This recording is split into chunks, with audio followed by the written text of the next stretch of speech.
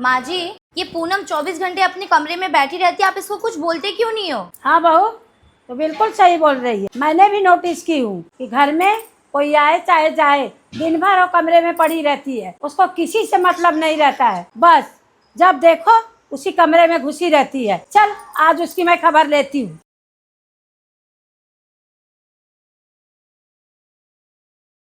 बहू, अरे बहू, तो क्या समझी है अपने आप को? अरे कभी किसी के साथ उठ बैठ लिया कर। बड़ी बहू को देख, सारा दिन मेरे साथ पड़ी रहती है, और एक तू है सारा दिन इस कमरे में निकाल देती है। माँ जी, जब मैं शादी करके इस घर में आई थी ना, तो मेरा भी सपना था कि मैं आप लोगों के साथ बैठकर खाना, लेकिन तब आपने ही कहा था कि बहुएं साथ में बैठकर रोटी नहीं खाती हैं, कि अपने कमरे में जाकर खा। और जब आप लोग साथ में बैठकर टीवी देखते थे ना माँ, तो मेरा भी मन करता था कि आप लोगों के साथ बैठकर मैं भी टीवी देखूं। तब आपने ही डांट कर कहा था कि बड़ों के बीच में बैठकर टीवी नहीं देखते हैं। और माँ जी, जब आप लोग आपस में ही हंस बोल रहा करते थे, तो मैं वहाँ आ जाती थी, तो आप सब लोग शांत हो जाते थे और चाय बनाने के बहाने मुझे रसोई में भेज दिया करते थे। तब माँ जी, मुझे बहुत बुरा लगता था। और आज आप लोगों को दुख हो रहा है कि मैं आप लोगों से घुलती मिलती नहीं।